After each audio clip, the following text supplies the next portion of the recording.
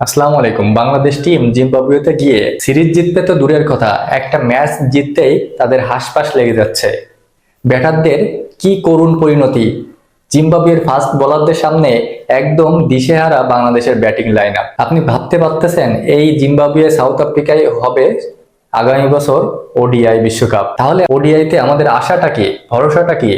এক জিম্বাবুয়ের কাছে যেভাবে আমরা নাস্তানাবুদ হচ্ছি প্রতিটা ম্যাচে, প্রতিটা ইনিংসে, প্রতিটা সিরিজে, একটা সিরিজের কোনো ম্যাচ দেখলাম না যে কোনোভাবে ডোমিনেট করতে পারলো বাংলাদেশ।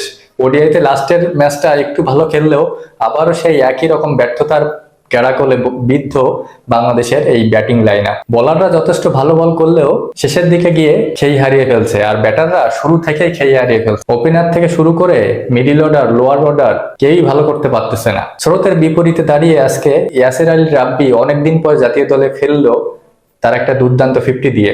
যে ইয়াসির আলী রাব্বি কত ট্রলের শিকার হয় এবং তাকে নিয়ে কত যে কথা সবার ভিতরে, সেই তিনি বাংলাদেশকে আজকে অন্তত একটা সম্মানজনক রানে গিয়ে অল আউট হওয়া থেকে বাঁচিয়েছে। তা না হলে 100-র ভিতরে অল আউট হয়ে চলে আসতে পারতাম আমরা। কারণ আপনি দেখুন, তাদের দুই বোলার নাগারাবা এবং মুজারবানি দুইজন মিলে 4-4-8 উইকেট নিয়েছে। মানে আমরা ওদের মাটিতে গিয়ে পেস বল সামলাতেই পারতেছি না। অল অফ দ্য সিরিজ ওদের পেস বলার আমাদেরকে ডোমিনেট করছে।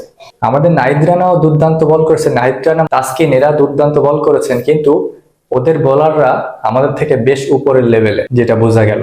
আর ব্যাটসম্যানদের কথা কি বলবো, 2 অঙ্কে পৌঁছেছে অনেকে, কিন্তু কেউই রানটাকে বড় করতে পারেনি, পার্টনারশিপটাকে দীর্ঘায়িত করতে পারেনি। ইয়াসির আলী রাব্বি 34 বলে 54 রান করেছে, একমাত্র 50, একমাত্র রান স্কোরার বলার মতো। এছাড়া শেখ মেহেদী 18 বলে 19 রান করেছে, তাওহিদ হৃদয় 14-র মতো, তারপর হচ্ছে ওপেনার তানজিদ হাসান তামিম 16-র মতো। এছাড়া বলার মতো কিছুই নেই, চরম ব্যাটিং বিপর্যয়ে। তাই এটাই বলতে হচ্ছে যে দেশের মাটিতে বাঘ হলেও বিদেশের মাটিতে আমরা ঠিকই বিড়াল।